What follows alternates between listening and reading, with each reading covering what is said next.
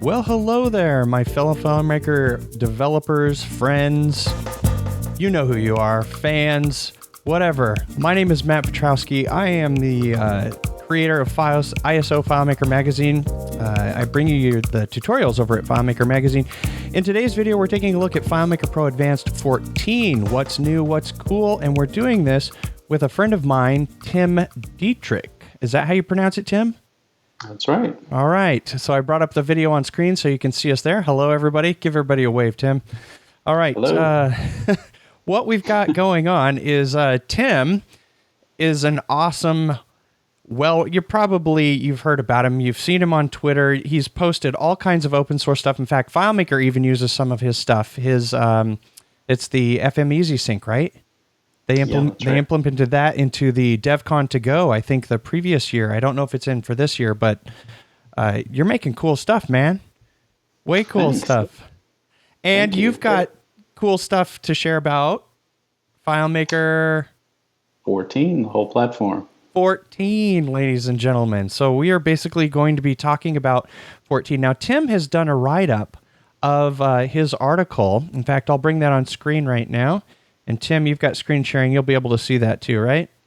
Mm-hmm. Yeah. All right, there we go. So give me a little bit of overview of how you approached your article, because we're going to point people to it. In fact, you can see right here in the URL that we've got it. It's going to timdietrich.me is where you're going to be able to find this. He'll probably have that on his main page and point you right to the article if you're even hitting this video after the time that FileMaker 14 has been released. So give us an overview. Yeah, so what I tried to do in the article was talk a little bit about what I thought FileMaker's goals were with the platform. And as the platform has matured, there's a lot of pieces and parts to it now. So, in the article, I talk about what the goals are or were that I think they were trying to achieve, and then I kind of break it down by each of the components of the platform. So I talk about Pro and Pro Advanced, Go, Web Direct, and server, and then kind of sum it all up. But that's kind of the structure of the article. A lot of nice screenshots and things in there, and I really just tried to hit on the high points and don't get deep into the details. I think that if you're like me, you kind of like to dig into these things anyway, and you start discovering the details on your own. But I think this is just a broad overview of the platform. Definitely. In fact, as we've been talking about it, it's going to be no secret. Both of us were on the ETS. That's the program of the testers that actually get to work with 14 before it's released.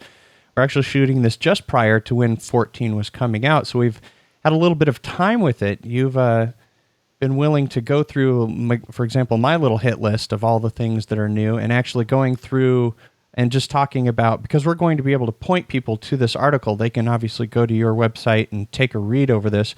But we have a copy of FileMaker 14 here with us that we're going to be able to open up and go over. So out of all of the content that you've got here, what's the one area that you would like to go over first as I bring up FileMaker 14 and bring that on screen for anybody who hasn't taken a peek? There's the icon right there.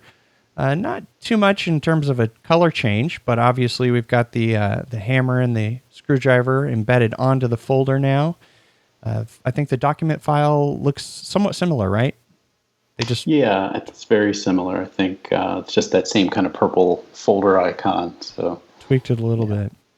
All right, So I'll open up the application. In fact, I've already got it running here, and I'll shut down this video, close that down for everybody, so we can focus in on what we're taking a look at. What to you is one of the biggest things? I know what I have in my mind, but it'll be interesting to hear from you. What's yours? The biggest feature in FileMaker 14? Well, I think that there are two big ones, really. And I think that I say that because I think that they are really huge changes to things that have been unchanged in FileMaker for quite a while now. So the first one being the script workspace. Is that your big one? That's what I was thinking of too. So let's create a new solution here. And go ahead, keep talking. The one that kind of goes hand in hand with that is the improvements, or really you could just call it a complete redesign of the specify calculation dialog box. I think that that is significant as well. And calculations are used and they live everywhere in FileMaker. So I think that this is, in my opinion, just as big of an important change, actually, as the script workspace. So we'll take a quick visual overview of what comes up when we have a brand new database. I mean, first, we should probably mention that when you go from starter solution, this has obviously been redesigned, and you can pick from FileMaker standard icons. The solutions themselves have been redesigned as well. Some of them, I don't know if all of them are. Do you know if all of them were? Or? I don't think all of them were. The last I heard, I think the two big ones that were completely redesigned are event management and projects. I think that they've been redesigned to kind of show you, the high points of what's changed in 14, so that they might be good ones to look at. All right. Well, let's go ahead and do that. We'll create a new one. You said, which one was it? The inventory? Event management and management. Projects. Let's try that one. Well, projects sounds pretty good to me. Let's go ahead and choose that one. We'll save that right on the desktop. That'll open up. We can take a look. Actually, this will give us a good starting point for the scripts. The script workspace, which is the biggest thing in 14 that most developers are going to notice. It may not be the biggest thing to people, but we will bring that up. So pretty much everything in FileMaker, all of your menus, they hardly change from version to version unless they add actual new menus. But when you open the script workspace, as they're calling it now, I'm sure we all have opinions. I'm sure you have yours too. I lament the whole script maker loss. What about you, Tim? I'll probably continue to call it ScriptMaker until I'm, done. Exactly. I can't stop calling it ScriptMaker because that's what I got from the very beginning. Yeah. It's funny because when I've talked to other developers who've seen the script workspace, I always have to stop and say, well, whatever they're calling that thing. So it's going to take a while for, I think, the terminology to kick in, but we all know what we're talking about. I think if we continue to refer to it as script maker, I think at least the old school developers will know what we're talking about, right? Yeah. So we've got a filter bar over here on the side. We had the filter bar before, or if we want to see anything that has the word add, we can filter that down. Of course, the presentation is a little bit different here because it's over on this side instead of just a general view, because you're able to open multiple windows. As I select on this one here and then select on another one, you'll notice that it's just going to click between them. That's because one of them is not currently being actively edited. I believe if I double click, you can see that there was a change and it went from light blue to dark blue now. And if I double click on this other one, you notice that FileMaker is going to continue to open these as multiple tabs. So that's a big change right there, being able to open each of these scripts and being able to work with them. What's another item that you recognize other than the visual change as being a big impact in terms of how you work, Tim? Well, I think just the whole presentation of it's really nice. The ability to move between scripts through the left pane, without having to kind of open and close or have multiple windows open is really nice. Getting to a script step has never been easier. You've got that right down the right side. And there's even support for abbreviations. I think if you type GTRR... well, that's going to be in the actual area right here, which we haven't already discussed, which is being able to actually edit code without having to go into a dialogue. Right. You'll notice that. Oh, go ahead. I was going to say, yeah, that's huge. I think that is going to take a little bit of getting used to for those of us who are used to the older way of creating scripts. But I think once we get the hang of it, we'll be much more efficient when it comes to writing scripts. And I also think that people new to writing scripts or new to FileMaker in general are going to find this much easier to work with. Right. So basically our former method, if we wanted the beep step here, or let's say if we wanted an if step, we would maybe get the if step, double click that. We'd have our condition and then say we wanted to, for some reason, if beep. So there's our standard process right there of simply adding those steps, and you can drag them around. But if we accidentally click that, if we get rid of all of these and we simply just hit a return character and we type the word if, you're going to see that we get this nice little pop-up. And so we're able to now actually type in our conditions, but our conditions don't require us to go into that dialog box. If we have a table, which I don't actually know a table name right now. There we go. Word T will work. As soon as I start that T, we can see that we've got these little indicators right here where we've got active task label plural. We've got, that's a custom function, I believe. I don't know. We've got our function names here. We also have our tasks table right there indicated. So I'm able to start to finish that out and actually get down to fields. That's what those are, not custom functions. I'm completely wrong. You correct me, Tim, when I'm wrong. No, you're doing good. You're winging it in a great way. So that's how I roll, definitely. But you can see that you can select your actual tables here. And as soon as I hit that table, tasks, you can see it now expands out to all of my different fields, and we have little iconic representations of those fields. Calculations, which I believe is the FX there, T for a text description, that little calendar for a date. So we get a very visual representation. There's a number, a project ID match field. I can type those out, and basically you're just typing your code as you need it. So let's say right here we'll say if tasks project ID equals 1, but now I never have to go into that dialog. I can simply just type a return and start to type whatever I want. Now, as Tim, you had mentioned, I could start to type, you had mentioned GTRR, right? Right. And it right there, it highlights go to related record, and it brings that up. So basically, this is going to be really quick to enter in code. And they have these little widgets at the end of each of the steps. You can see that as I hover over here, I do get the calculation dialog box that you were talking about. So why don't you mention your findings about this dialog box? Well, again, I think it's just a completely different way of presenting what we've seen in the old dialog box for specifying calculations. And I think it's going to take some getting used to for those of us who've been using FileMaker for a while. But I think for people that are new to it, the fact that you've got everything listed and displayed right there, it's just easier to get to. It's easier to find what you're looking for. It's never been easier, really, from what it's my opinion. So it looks like we can filter out all of our fields here based on whatever table occurrence we select, because this is a list of our tables, our table occurrences, not our base tables.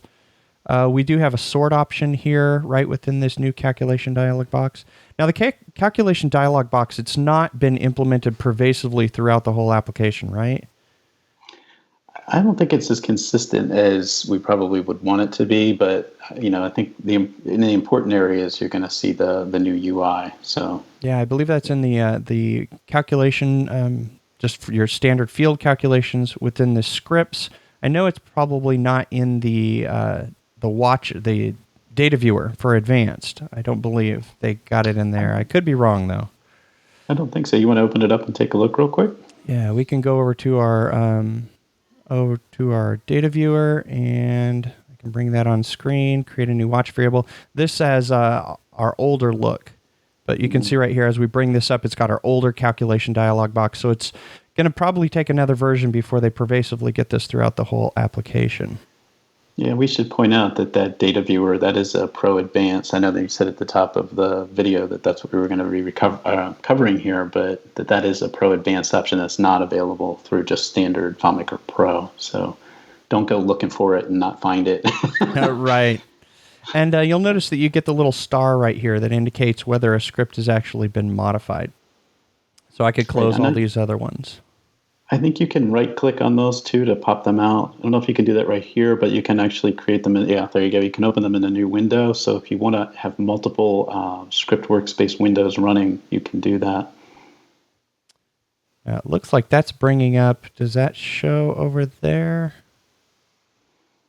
Well, there we get our compatibility. That's something that people want to know about. There's our compatibility filter. There's also one other thing that I believe came up as a result of testing is there's no obvious button in the UI here in order to disable a group of steps. For example, if we wanted to disable all of these, what you're going to need to do is go up to the scripts menu, and that's where you're going to find the run script, the debug script. There's also the grant full access. They've added that word grant, and the include in scripts menu. So a lot of the things that were in the original UI, such as being able to disable script, etc., that's been moved. Although, where is the disable that I'm looking for here? I believe it's if you right-click on what you've got selected, does that give you the option? It's right there. They put it in the edit menu, so you have to know that it's actually Command/. So there's definitely a lot of things that have been moved around because of this complete overhaul of how we interact with scripts. But it is, most all of it is there. So it's very quick to move within this editor and make these changes, disable, enable, etc. But that's just the script workspace. I mean, beyond what's here, is there anything else major that you can think of in the script workspace? Yeah, I think one of the nice things about it now is that if you're like me and you comment a lot and break your code up, right now with sort of empty comments, there's no need to do that any longer with the script workspace. You can see that in that example script that you're looking at, where there's just white space between certain sort of logical blocks of the script steps. So you don't see those empty comments any longer, which is really nice. And I believe you can sit there and actually put in, you can still put in comments, but, you know, oh, and the one thing that I use, you can see that I'm moving that right there without actually dragging that. That's something that I'm glad that they kept in. On the Mac, that's a Command-Control move, and it allows you to move whole blocks of items. So you can select them and move those whole blocks around, which has always been important for me to do. Yeah, I think, I did some really early testing on the script workspace, and I think one of the goals was to have you not have to take your hands off the keyboard as much as possible, and I think you're seeing that right there. Yeah, in fact, when you go to particular items, like the way that I invoked that right there, typically you're going to, it's the space bar, which is actually going to activate this little widget. So if you're a mouser, you can, of course, click this widget in order to get into all of the details or into the further embedded calculation engine, which we can see right there. But if you're using that arrow key, which I'm doing right now, up and down, once you hit that, if you need those options, you just hit the space bar and it comes right up. And then, of course, you can tab through that. If I hit the tab key, there we go. And then back out. Yeah. So yeah, it is, I've worked with it, and it does take a little bit of time to get used to, but once you get used to it, you notice significant speed increases in terms of being able to create and compose your scripts. It's almost so quick and easy to create things. You just want to move on and create a new script. And a new script, if you don't go in and apply your organization with your folders and do, the rest of what needs to be done in a big solution, you can actually just crank out a lot of code without having a whole lot of organization. Yeah, and I don't know about you, but I was really surprised when I first saw the script workspace. I think we all kind of heard rumors that there was work being done in this area, and it's definitely not anything like what I expected. I think a lot of us who do development outside of FileMaker were just thinking that they were just going to give us a big old text box here, right? We just type code in, and hopefully it would parse it and do all the right thing. And so when I saw this, I was at first a little shocked because it was definitely not what I had envisioned, and yet I think, to give FileMaker credit, this is a really interesting and unique approach to letting you quickly write scripts. It's definitely not as fast as being able to write text, but at the same time, you get all the benefits of the old sort of script maker method where it really makes it difficult for you to introduce errors. You're not going to be able to actually put stuff in there where it's going to error out, meaning like syntactically incorrect code. So I think it's a good hybrid between what we had and kind of free-form coding that you'd expect to do in something like PHP or some other development language. Definitely. So Script Workspace is a huge, I think it's going to be a big hit. It's very much faster. And for those of you watching the video, you saw that each of the steps here, if you need more information, they've integrated a little description, a very short one in here. They don't give you the full lowdown, but you can click the little question mark and bring up FileMaker's help. You may have also noticed that you have some coloring here, which if we go up to the scripts and then take a look at where they hide that. There it is, our syntax coloring under the view menu. We do have a limited degree of syntax coloring, of coloring items. We've got script flow, disabled, incompatible, comment, and then our field references. And you're able to set all of your own custom colors on those as well as reset as well. So that is just the script workspace, which is that's our super duper biggie, as well as our other new functions and new functionality. But let's go ahead and move on to another area. We'll revert all of our scripts there. What's another thing that you find really big that you mentioned in your article, Tim? Oh, wow. I mean, there's a lot of nice, those are the two biggies, like you said, but there's a lot of other nice features as well. If you go to a layout and go in the layout mode, we've got top and bottom layout parts now, which are Ah, great for navigation. big one. Why don't you Uh, give me a more full explanation of that as I go to the layout setup? yeah, so go on into, and there may Actually, be a layout in that starter solution that shows it. I'm not sure which layout it is, but there's this got to be one, one. this one actually has top navigation, which we can see on screen right there. Right. So it kind of does what you would expect. I think if you, or especially in a list view, you're going to see that those are always going to stay on top, and same for bottom. They would always stay on the bottom. So again, just a fantastic way to sort of get navigation in a way that we've always wanted to do without sort of putting it in a weird part of the layout, as a layout part that really isn't intended to be acting that way. So you don't have to throw it in the title or in the header. And so why don't you go into browse mode and see if you can actually show how that works? I'm not sure if that's the right layout to do it, but yeah, I Well, one guess it's thing I kind of know hard to that do it. when it comes to Go, these are static. They don't scaling doesn't apply to them. Neither does scrolling. The top and the bottom, they are completely fixed and static as far as I'm aware. So if you, I believe, zoom in, you can see here as I zoom in and zoom out that the top and the bottom navigation, they don't scale. The scaling doesn't apply, nor does scrolling. So in a list view, you're able to scroll these, and it really is lending itself to the iOS theme or the iOS design principles, where you have the bottom bar and then something above or a top area where maybe your back button is consistently always in the exact same location and really doesn't change based on the user scaling, which is really awesome because now in the middle part, you can now do your pinch and zoom and expect that there are parts of your layout that will stay as you intend. And these, of course, can be as large as you want them to be. Make them bigger, make Right. them smaller. It's completely up to you. And I think they kind of go hand in hand with another really nice new feature. That's the button bar layout object. Ah, yeah, let's get to that one. Yeah, it's a big one. So up here, we've got this object right here, which is actually going to lead us right into one of my next favorite features. Let's actually create a new layout here. Create a new layout, and we'll drag out this button bar. So this button bar object that you can see right here, FileMaker is going to default to 3 of them. You can also see right here we've got some enhancements to the tooltips. As I drag this out, you can see that it's saying it's the segment width. Each width of the 3 different segments that we have here is 162 points. But the tooltips, if you hover over all of the individual parts or the little icons that they show on objects now, you actually get more information, such as you'll get the calculation if you hover over the conditional formatting, etc. And so if you basically take a look at those badges or the different parts hanging off of objects, you'll get more information if you hover over those. You were saying, actually, I remember when I was talking with you, Tim, you mentioned the script triggers. Do the script triggers show you things too?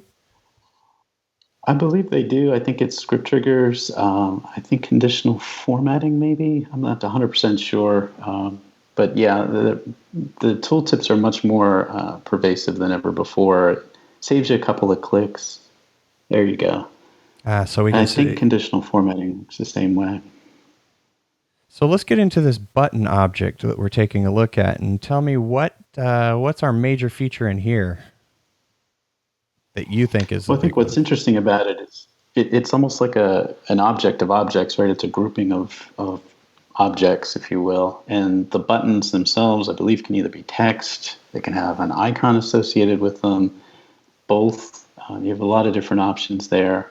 FileMaker is shipping it with, and I think you can pull it up while I'm looking this up. It's 140 professionally designed icons.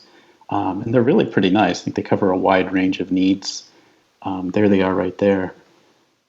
And Matt, this may be a good place for you to talk a little bit about how those work, because I know you've looked at those through ETS, but like you can change their color, you can conditionally format those, I believe. Is that right? Yep, you can totally.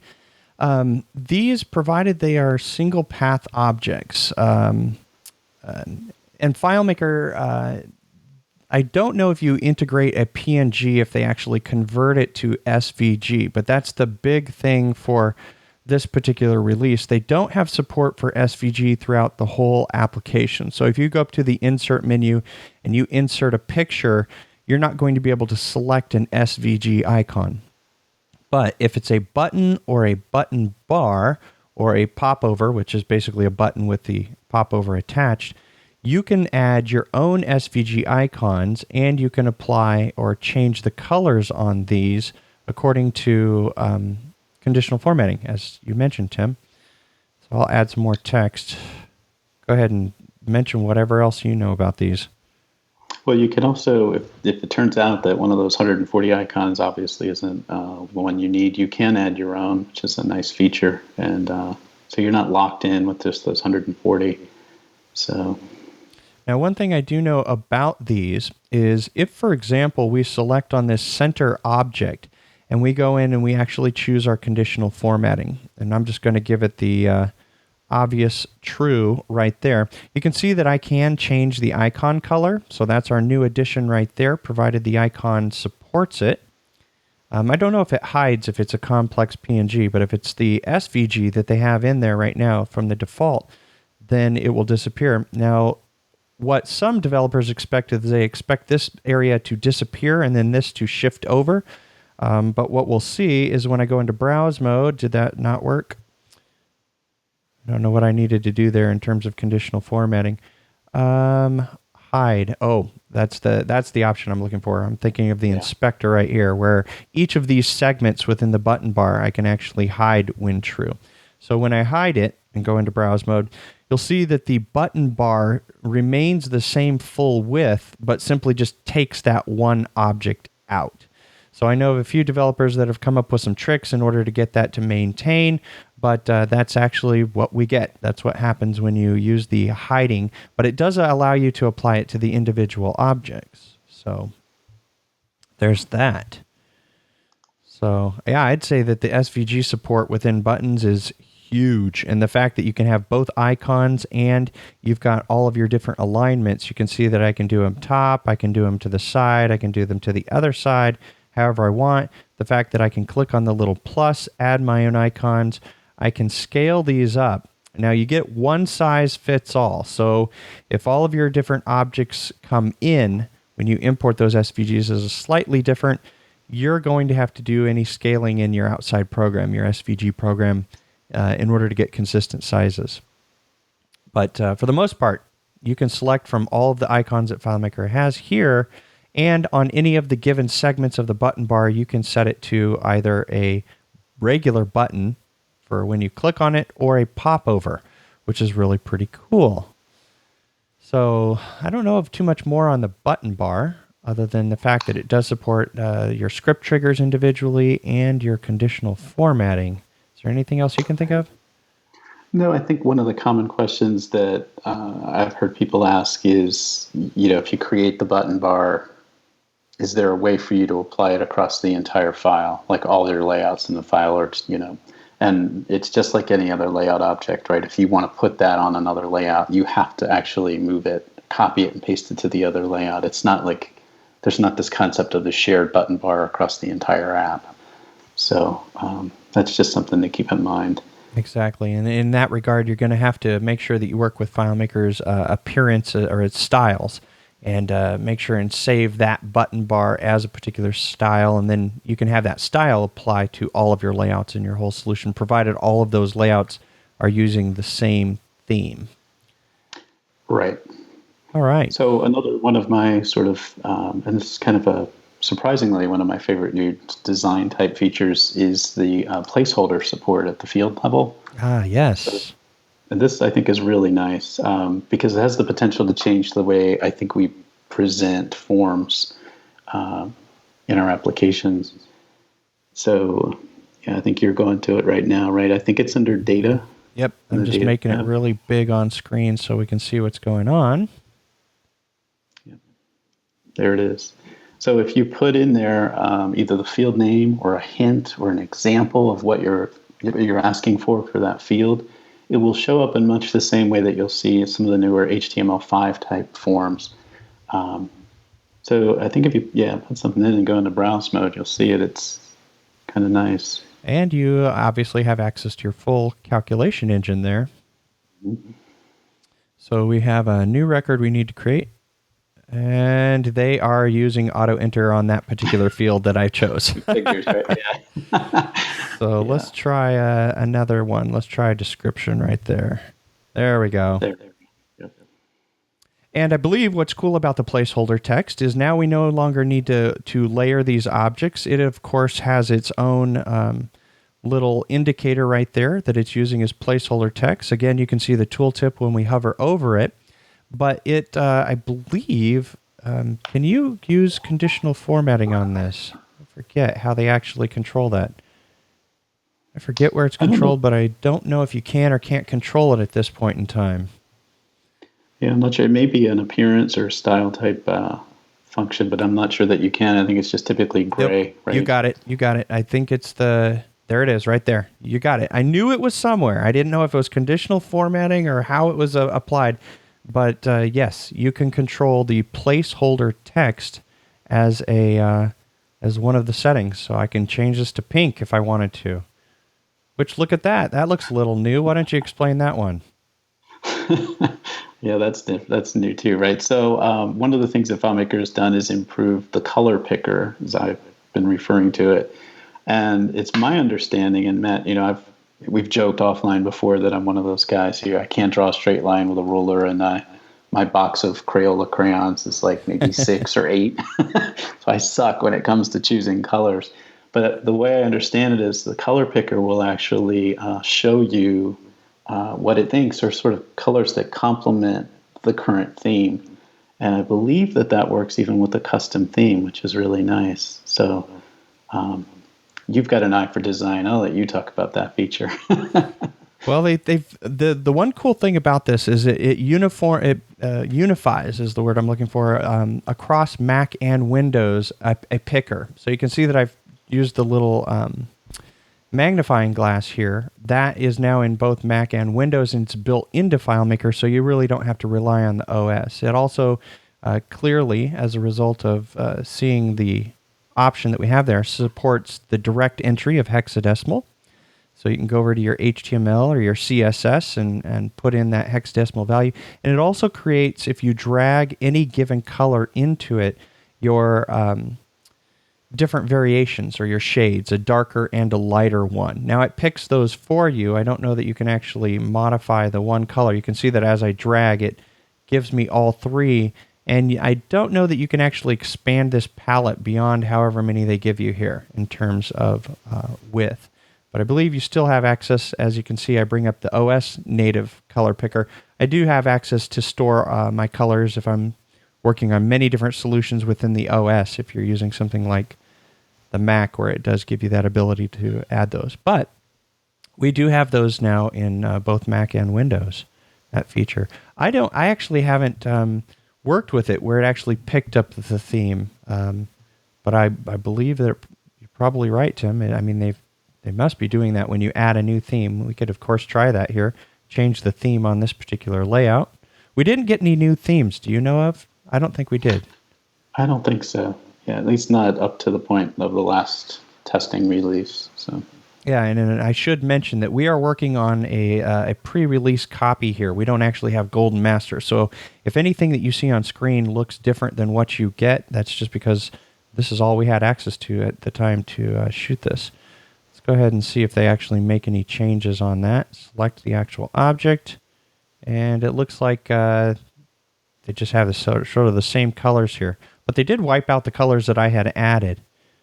So I haven't actually spent a whole lot of time doing that, working with the color palette tool, mostly because I already have my predefined method of how I deal with things, my hodgepodge of colors you can see there in the bottom of the OS palette. Yeah, I think it's a nice feature. The other one that I'm not 100% sure what to call this, I think that they refer to it as object components.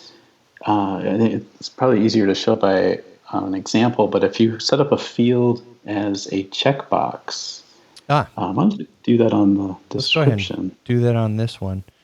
we will go to the control style. That's what you're talking about, right? Where we Right. change. They've got this new. Well, here on the portals, they've got the ability to optionally show the vertical scroll bar, and you can see right here the options of always or when scrolling. And this applies to your edit box as well, clearly, since it's right here. So we can turn that off, and so this is another nod to iOS, but also to the Mac OS, where you can have that scroll barless item. I haven't actually, I have to be honest, I've not looked at this on Windows when you say only when scrolling. Do you know if they're doing that on Windows? I don't know. I'm not a Windows guy, so Neither of us are really, so it's yeah. we go there when we need to test Right, or very debug. reluctantly. So change the control style to a checkbox, and I think you'll see some different options there too. So let's just check a status right there. But what are these options that we have here? So I believe you can change the way that a checked item appears as either being an actual check mark or an X like it used to appear. So change it to a check and go to browse mode and let's take a look. There you go. There you go. So we don't have any custom options that I'm aware of where we can actually change the check itself. I also believe that when you do your styling on this, that you can change the checkbox set. Well, look at that. There it is. Checkbox set, the actual icon. So if I want that icon to be a nice little green, there we go. One thing also to note, the way that they named all of the different styles, they renamed them. Did you notice that one, Tim? Like if I have some text here, actually a button's probably a little bit better, but they changed the name on one of them, I believe. I forget if it was normal or not. It may have been default before, but I believe they changed the name of a few of these or one of these. I just saw that when I was going through all the different objects as I was trucking through them, but I may be wrong. I think just in summary, I think a lot of the little subtle changes that we're talking about and demonstrating here, they really, I think, are helping kind of us to use the same kind of design and terminology that we would use in, say, HTML or CSS, other ways of developing or the technologies used to develop solutions. And it's kind of helping use the same terminology. I think helps people learn FileMaker. So if they're coming to FileMaker, having done even a little bit of web development or web design, it's going to make them, I think, feel a little more comfortable. The other thing is I think there's a lot of attention to detail in 14. And so like you were showing there, the ability to change the style of even just whether it's a check mark or an X for a checkbox, that shows, I think, a huge level of detail on FileMaker's part. So, my hat's off to them for that. It doesn't look like they've left anything unturned. All the new features that they've added, I think, with a few exceptions, there's not much that we can't do with them that we would want to do in terms of styling and so on. Yeah, the styling is really, ever since they released the new under the hood redesign in 12, they're really fleshing out things and giving us more and more access to things, and in some cases surprising us, such as adding the SVG support to your buttons and the new button bar object, which is just really awesome to be able to do that now. These are much more scalable using the SVG icons. Right. So what else do you have on your list that was like a big item, an overview that I don't know if this stuck is out? necessarily a big item, but I think it's really nice, and that is the Launch Center. I think you can bring that up while we're talking. So the Launch Center is kind of unified across the platform, and it's just when you open up FileMaker Pro, Go, or WebDirect, it's kind of what you first see. There's different ways of looking at the databases that you have in your Launch Center. It is specific to you as a user. And one of the really interesting things about it is you can see that it's using the new file icon. You had created a database based on projects, and it's got an icon associated with it, but you can actually change that. So I think if you fall back out into the projects database, I think it's under File Options. Yep. And you can either use one of the icons, again, that FileMaker provides with FileMaker 14, or I think you can add your own as well.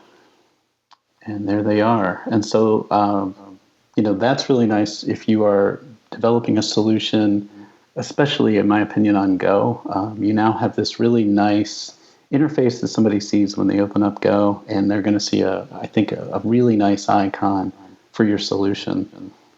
And we haven't even talked about the fact that across the platform, with regards to WebDirect and Go, they've unified the look. So when you open up the FileMaker itself, its interface, not your files interface, but it looks pretty much the same in WebDirect as it does in Go, and has a very similar look in Pro Advanced as well, in terms of that launch center. And that's really pretty awesome. Yep. I agree. I think, it's that it kind of makes the entire platform feel cohesive, and, there's that consistency across it. Things don't look like, remember how it used to be with instant web publishing, and the toolbar would look different from everything else. And, it just, we've come a long way with that, or I should say they have, FileMaker Inc. has, with the consistency across the platform. And I think that's important, especially, again, to people new to the platform. I think having them open up Pro and get comfortable with it, and then open up either Go or WebDirect and kind of feel like they're in the same app, I think that goes a long way. You need to make them feel comfortable, and I think it's that consistency that does that. So definitely. Now, I notice a few other changes in the open option here. We have a hide all toolbars. We also have an allow key chain access to save passwords. So that's an option now that we can turn off. There's all kinds of little things hidden all throughout 14 on script triggers. Know anything about this on-file AV player change? I haven't used it myself, but it kind of goes in hand with some of the enhancements that they're making to audiovisual playback. And I don't know that there's a good example in the starter solutions for this, but I've seen some demos of it, and you can do some really interesting things as far as programmatically working with whether it's sound or visual video file. For example, you can kind of figure out where somebody is when they pause the video. You can start it at a certain point. So if you're developing FileMaker solutions that involve audio or video, with maybe training solution that comes to mind as a great use case, you can now do a lot of really nice things with playback that you could never do before. Definitely. It's pretty wild. In fact, you can see here on screen that I've brought up in the script workspace, they've got AV player play, AV player set options, set playback state. They're also matching functions that you have access to in order to find out whether something is or is not playing. And the really cool thing is on FileMaker Go, they've integrated this into iOS, and you have access to, lo and behold, the little forward, pause, and play on the both from the lock screen and then also, the headset. And pushing on those things, you can actually, it's intended that you would be able to control audio-visual, but the way they've implemented it, you can actually trigger a script, any script, to do pretty much anything. So it's going to be interesting to see what people come up with there in terms of sort of multi-purposing that functionality. But the AV player is a new sort of object, or a way that FileMaker will interact with this multimedia, as you were mentioning, Tim, in containers. Right. So on a similar note, there's also some enhancements to the insert from device script step for Go, and particularly with signature capture. Yeah, let's take a look at that. It's insert, and also you notice here I'm doing what I probably shouldn't be doing. I'm using these arrow keys. I should actually just hit a space and just start to type D. So INS space DE gets me right to insert device, which is really fast. Right. So, but we can specify, well, that's specifying my field, but signature you were mentioning. So you just have more options here, so you can control the message that appears, the prompt. I think it's going to be hard for you to demo this without bringing up the solution in Go, but right. But yeah, I mean, it's another one of those sort of subtle enhancements to the platform that I think is going to help a lot of people out. So that's something to keep in mind. Awesome. Those look all pretty much the same. Barcode, microphone, camera, video camera, photo library, music library. Man, it's just really filling out in terms of a multimedia platform and what you can do.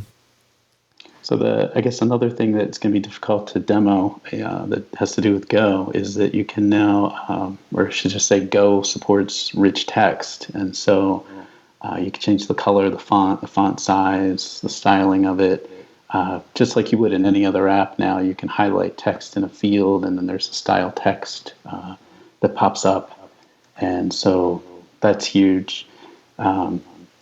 And unfortunately, and I'll kind of change gears a little bit here, there is no support for rich text in WebDirect still, so just kind of keep that in mind. But as far as Go is concerned, sky's the limit as far as rich text goes. So I think that's pretty big. Very cool. Well, that's really all I had as far as Pro and Pro Advanced goes. Do you want to talk just a little bit about WebDirect and Server and all the other fun parts of the platform? Well, I know that in Server, they've got pretty much just one big major feature, and that's the fact that you can have a server failover now. So basically, you run an identical clone copy of your current FileMaker server, and it runs as a standby. So if anything happens to your first server, provided you've set that up in the first server, it will fail over right to the second server and just pick right up. And it's mirroring the data, and there's all kinds of things that it can do in terms of the redundancy that the failover provides. Is there anything else that you know about it? That's right. And one of my questions early on when I'd heard about that function was, whether or not that would require us to actually have two FileMaker server licenses. And we do not. At least that's what I had heard early on. Now, when they actually ship, who knows, maybe the pricing and the policy will be different. But when you purchase server now, you do have the ability to set up that standby server without needing a second license. I think the key thing to remember about standby server is it is not sort of a load balancing solution. You cannot have clients connect to that standby server until you actually promote it to be the primary server. So, it's not like you're actually running two servers that people can connect to at the same time. It is just literally a failover. So, very cool. What else do we have here? I'm going to bring up your overview, and I'm going to put my little bullet list that I have side by side here. And we can talk about anything that you see on screen. You just give me a shout out.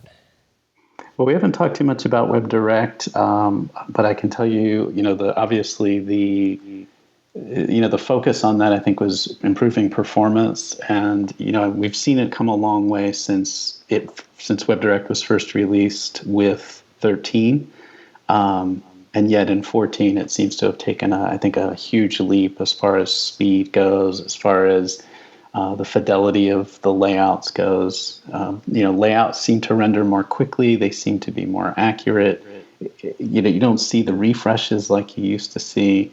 So, again, they've done a great job on improving the performance of WebDirect. And I think it is, if it's not already there, it's close to being just really a great alternative to Pro. It still has some of the issues that WebDirect had early on with printing and PDF generation and so on. I know there's some workarounds and people have some solutions for that, but kind of out of the box, it still does not support that. But I think for a lot of users right now, a lot of cases where people are using Pro to connect to a database, WebDirect may be a good alternative for them. I think from a technical standpoint, and this is still kind of vague, I think, but the number of concurrent connections has jumped, I think, from 50 to around 100. I think we'll see when it actually ships what that number ends up being officially, but you can now have more concurrent connections to FileMaker Server than ever before. So that's not necessarily a WebDirect specific improvement, but I think that's really one of the goals. So. Very cool. I think this one actually, for a lot of people, that may be the reason that's lending to the speed. We are now a 64-bit application. FileMaker is on the desktop, allowing you to do a lot of things a little bit quicker. Server, of course, has always been 64-bit. Well, I mean, not always, but ever since. I don't know if 12 was, but I know 13 is for sure. And so you definitely need to run 64-bit plugins now if you're going to be running a 64-bit version. But of course, you can scale those down both in Windows and Mac to run your 32-bit versions as opposed to running the 64-bit. That's right. But I think we've covered all the major ones and pretty much discussed all the little items I have in here: button bars, dividers, segments, SVG icons, of course, script workspace, syntax coloring, we mentioned that, color picker, we got it. Debugger gives error code description. That's pretty nice. A lot of these things are things that I pulled from people as I made discoveries throughout the ETS testing program. Shoal scroll bar, we've got that new. Launch center, we covered that. Keychain access, icons, AV players, so on and so forth. Drop down. So there we go. We've got style options now for drop down calendars and for the drop down lists. You can now style those. Pop up menus, tab panels, checkboxes, lots of different things that are changed. I know that you're watching this video, and I'm just going to let you scan through those at will. You can, of course, pause the video. What I'd like to do is probably wrap this video up. I'll bring Tim back on screen and myself as well. There we go. And thank you, Tim. I want to thank you for coming on the video with me, or onto this, I don't know if you call it webinar, screencast, pod, video, something, but... Deep dive, semi-deep dive. Yeah, there's a lot to figure out, right?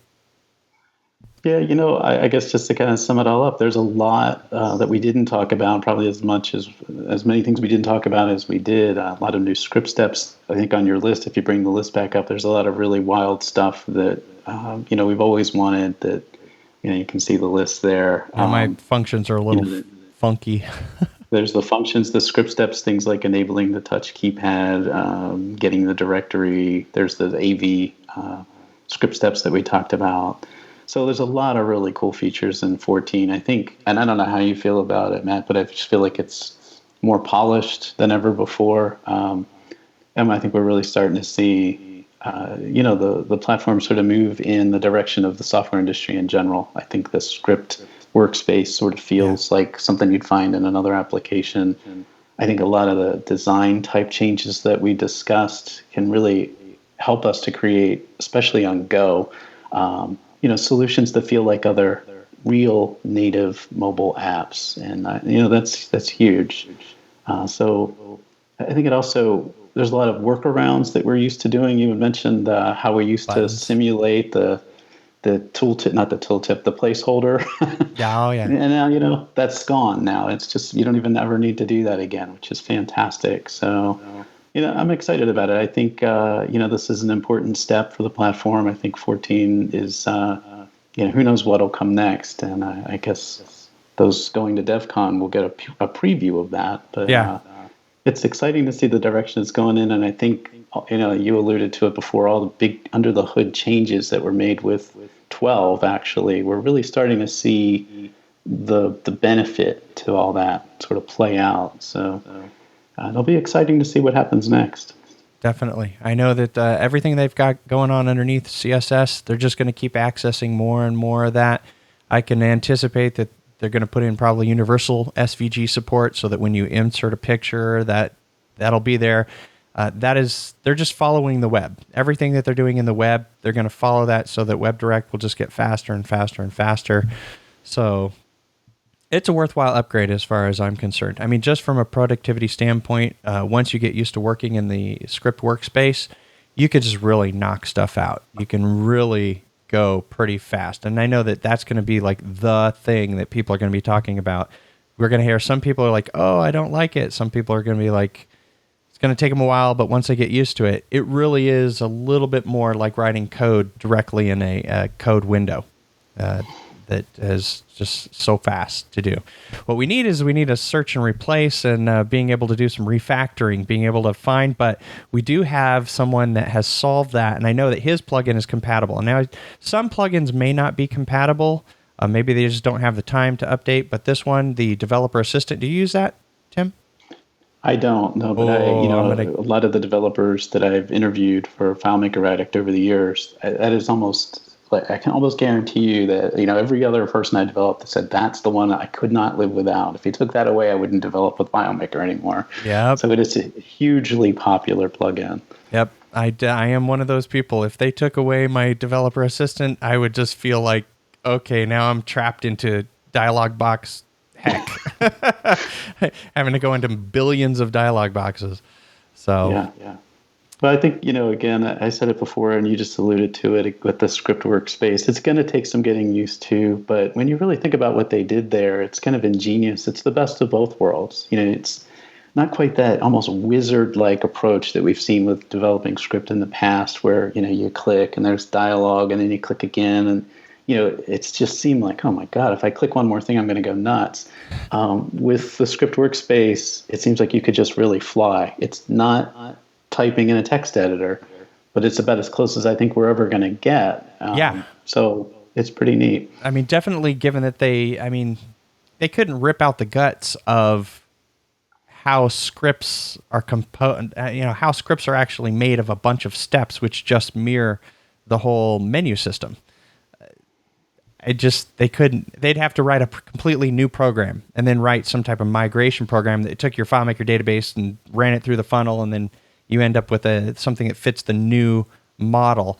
And you're exactly right. I wouldn't have been able to think of coming up with a script workspace any better myself, so that it feels like you're writing code in a text document, but yet it is still very much script. I almost said script maker, but it is. Right. It feels like FileMaker. It doesn't feel like it's been sort of grafted onto it. It feels like it's how it probably should have been all along. So, I think they did a fantastic job with that. And, it's probably the sort of flagship feature of the platform, at least as far as Pro and Pro Advanced go. So, again, cool. A lot of really cool stuff. Certainly an interesting release, and it'll be really cool to see what people start coming up with over the days and weeks and months ahead of release, or after release rather. So, I'm excited about it. Very much so. All right. Well, I'd like to thank you, Tim, for coming on. And obviously right there, you can go see his article. It's at timdietrich.me. And he will have a link to that even if you visit this video way later. So I'm sure we're going to be bringing you a lot more FileMaker 14 stuff over the coming months after this release. And like I always like to say, I wish you much luck with your own FileMaker database development. And until next time, happy file making. There it is. All right. See you later, Tim. Thanks, Matt. Bye, guys.